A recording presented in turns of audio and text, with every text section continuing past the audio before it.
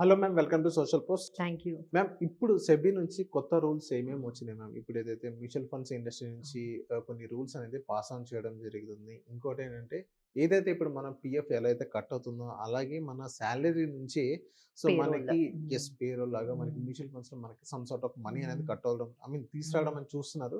So ఏమేమి changes జరగబోతున్నాయి future మన మ్యూచువల్ ఫండ్ ఇండస్ట్రీలో? సో ఈ ఇండస్ట్రీ చాలా వరకు చాలా గ్రోత్ అనేది మనకు కనిపించిందండి. ఇట్ స్టార్టెడ్ విత్ 1963లో మనకి యూటీఐ అనే ఓన్లీ ఒక్క ఏఎంసీతో ఇప్పుడు స్టార్ట్ అయ్యి 2026 ఆల్మోస్ట్ 58 ఏఎంసీస్ ఉన్నాయి. అలానే 2003లో 1 lakh crore ఉన్న ఏయుఎం ఇండస్ట్రీ ఇప్పుడు ఆల్మోస్ట్ 2026లో 83 lakh. అంటే ఇప్పుడు మార్కెట్స్ ఈ విధంగా ఉండి కొంచెం గ్రోత్ అనేది మనకు తక్కువగా కనిపిస్తుంది కానీ బట్ వీ హ్యావ్ ఎక్స్పెక్టెడ్ ఈ ఇయర్లోనే 100 lakh crore AUM under mutual fund industry అనేది టచ్ చేస్తుంది అనేది ఎక్స్పెక్ట్ చేసాము. సో ఈ విధంగా ఎక్సెప్షనల్లీ మ్యూచువల్ ఫండ్లో మనకి చాలా వరకు గ్రోత్ అనేది కనిపిస్తుంది. సో దానికి ఈ ట్రాన్స్ఫర్మేషన్కి సెబీ కూడా కొన్ని గైడ్ లైన్స్ అనేవి తీసుకొద్దాము అనేది మనకి కనిపిస్తుందండి. Maybe they are giving certain changes.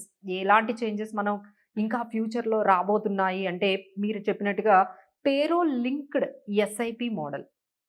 Payroll linked SIP model అంటే ఇప్పుడు డైరెక్ట్గా మీ శాలరీ నుంచే డైరెక్ట్గా మనకి ఎస్ఐపి పెట్టేసుకోవచ్చు. అంటే మనందరికీ తెలుసు పిఎఫ్ అందరూ మనము డైరెక్ట్గా అక్కడ నుంచే కట్ అయిపోతూ ఉంటుంది. అలానే మనకి ఎన్పిఎస్ కూడా తెలుసు. ఎన్పిఎస్ కూడా మనకి శాలరీ నుంచే మనకి కట్ అయిపోతుంది. ఆ విధంగా ఎస్ఐపి కూడా మనకు కావాలి అనుకుంటే ఎవ్రీ మంత్ మనకి ఇంత శాలరీ నుంచి ఎందుకు అంటే చాలా మంది ఏం చేస్తున్నారంటే ఎస్ఐపీస్ 10,000 పెట్టుకున్నారు అనుకోండి, ఎవ్రీ ఇయర్ స్టెప్అప్ చేయట్లా.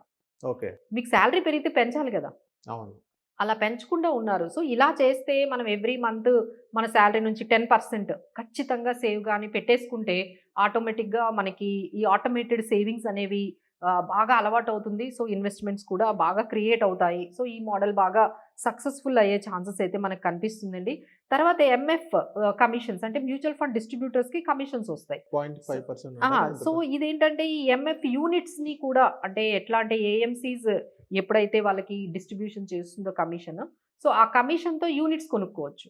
సో అలా డైరెక్ట్గా కూడా ఎవరైతే ఫండ్ డిస్ట్రిబ్యూటర్స్ ఉన్నారో, సో ఈ ఫండ్ డిస్ట్రిబ్యూటర్స్కి ఏంటంటే యాంఫీ రిజిస్టర్డ్ డిస్ట్రిబ్యూటర్స్ ఎవరైతే ఉన్నారో వాళ్ళకి ఈ పర్టికులర్ అవకాశం అంటే వాళ్ళకు వస్తున్న కమిషన్ నుంచి డైరెక్ట్గా మ్యూచువల్ ఫండ్ యూనిట్స్గా కన్వర్ట్ అయిపోతుంటాయి ఏఎంసీ నుంచి. సో ఇది కూడా మనకి మంచి చేంజ్ రాబోతుందని చెప్పొచ్చు. అలానే డొనేషన్స్ అండి, అంటే మ్యూచువల్ ఫండ్ నుంచే మీరు ఎవరికైనా అంటే ఏదైనా ఒక ఆర్గనైజేషన్కి ఎన్జిఓస్కి మీరు డొనేషన్ చేయాలి అనుకుంటున్నారు, ఎవ్రీ మంత్ కొంత డొనేషన్ చేయాలి అనుకుంటే మీరు యూనిట్స్ని డొనేట్ చేయొచ్చు డైరెక్ట్గా. మ్యూచువల్ ఫండ్ గిఫ్ట్ కూడా ఇవ్వచ్చు. అంటే ఇప్పుడు డొనేషన్ అంటే ఎన్జిఓస్ కాకపోయినా సో వేరే మన ఫ్రెండ్స్ కానీ అది కూడా వస్తుందండి. గిఫ్ట్స్ ఆల్రెడీ వచ్చిందండి. అంటే మ్యూచువల్ ఫండ్స్ ని మనం గిఫ్ట్ ద్వారా కూడా ఎవరికైనా ఇచ్చే అవకాశం వస్తుంది. అలానే ఎన్జిఓస్ కి కూడా మనము వయా మ్యూచువల్ ఫండ్స్ ద్వారా మనము ఎస్ఐపిస్ అంటే మనం ఎలా అయితే యూనిట్స్ ఉంటాయో యూనిట్స్ని మీరు గిఫ్ట్ చేయొచ్చు, మ్యూచువల్ ఫండ్ యూనిట్స్ని, అది మనకు వస్తుంది. అలానే సోషల్ కాజ్ ఇన్వెస్టింగ్ మోడల్ కూడా వస్తుంది. అంటే కొంతమంది ఏంటంటే కొంచెం సోషల్ కాజ్ మీద ఏదైనా ఇన్వెస్ట్మెంట్స్ పెట్టాలి అనుకుంటారు. సో వాళ్ళు కూడా మ్యూచువల్ ఫండ్స్ ద్వారా ఇన్వెస్ట్మెంట్ చేసే అవకాశం ఉంటుంది. అలానే మనకి ఏంటంటే ఈ పబ్లిక్ ఇదంతా కూడా ఏంటంటే ఈ జూన్ 10th వరకు కూడా సెబీ ఏం చేసిందంటే they are open for the public comments. ఇప్పుడు ఏవైతే గైడ్ లైన్స్ తీసుకొస్తుందో ఇవన్నీ మేము తీసుకురావాలనుకుంటున్నాము, మీ ఒపీనియన్ మీ కమెంట్స్ చెప్పండి అని చెప్పి మనకి పబ్లిక్ ఫారమ్స్లో ఉన్నాయి. సో వన్స్ ఇవంతా అయిపోయిన తర్వాత మేబీ ఫ్యూచర్లో మనం చెప్పుకున్న ఈ చేంజెస్ అన్నీ కూడా ఇంప్లిమెంట్ అయ్యే అవకాశాలు అయితే కనిపిస్తున్నాయండి. సో థ్యాంక్ యూ మ్యామ్, మా సోషల్ పోస్ట్. Thank you.